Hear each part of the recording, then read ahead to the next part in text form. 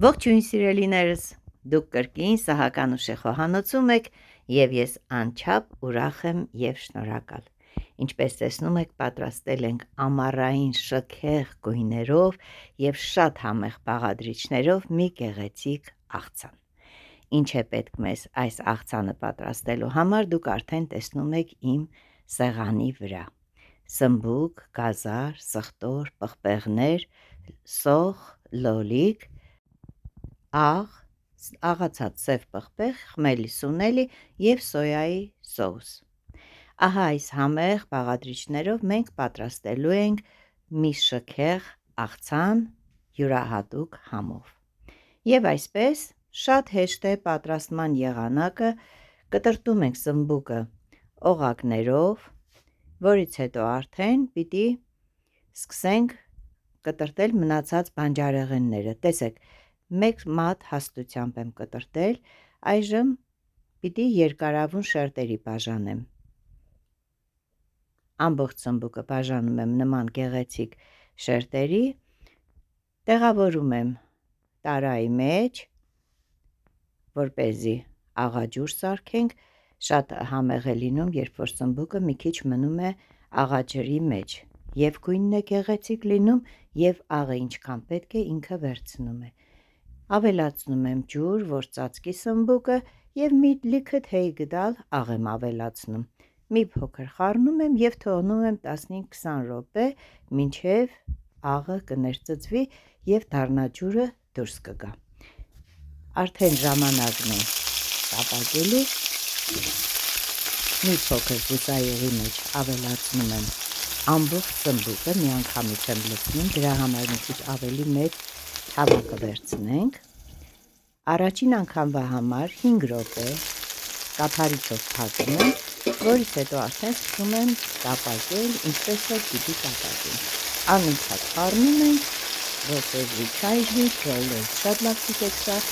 և հանգիստ մարման կրակի վրա թողնում ենք տապակվի։ Մինչ սմբուկը կտապակվի, մենք արդեն կտրտում ենք մնացած բանջարեղենները։ Պղպեղները կտրտում եմ երկարությամբ,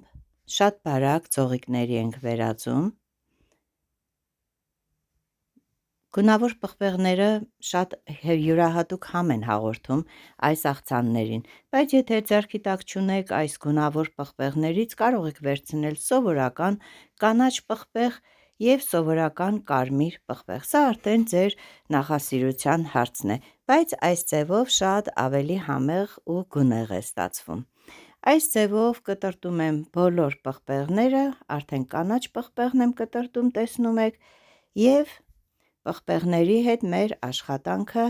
համարենք ավարտված, որից հետո արդեն անցնում ենք սոխի կտրտելուն։ Սոխը կտրտում ենք, դուք կարող եք կտրտել ինչպես դուք եք նախընտրում ձևը, ես կտրտում եմ կիսալուսնաձև բարակ շերտիկների, կիսալուսնաձև օղակների եմ վերածում, կիսաօղակների ավելի ճիշտ, և այսպես մի փոքր խառնելուց հետո, որ թերթիկները առանձնանան, ավելացնում եմ բաղադրիչների շարքին։ Կտրտում եմ լոլիկը, աշխատում ենք պինդ լոլիկ ընտրել, որպեսզի հյութը շատ չթողնի։ Ցանկալի է պինդ ամուր լոլիկներ։ Երկու լոլիկը բավական է այս ամբողջ աղցանին իր համու հոտը տալու համար։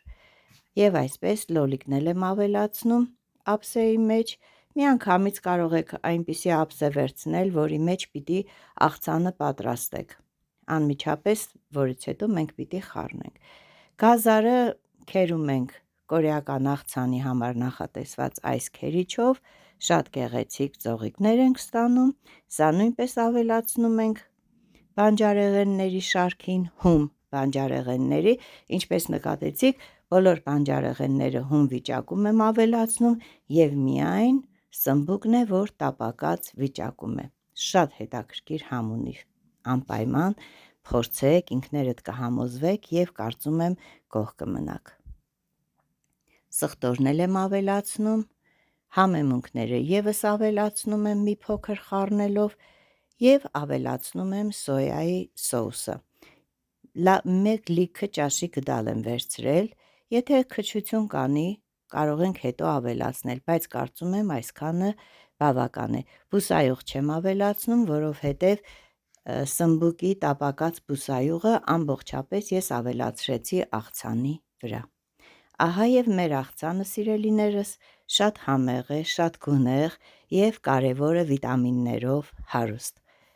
Կարծում եմ ձեզ դուր եկավ, համն էլ շատ լավն է, մենք էլ հավանեցինք և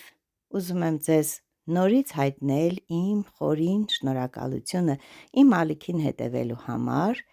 ձեր գեղեցիկ ու ջերմ մեկնաբանությունների համար և ձեզ մաղթում եմ մնացեք խաղաղությամբ։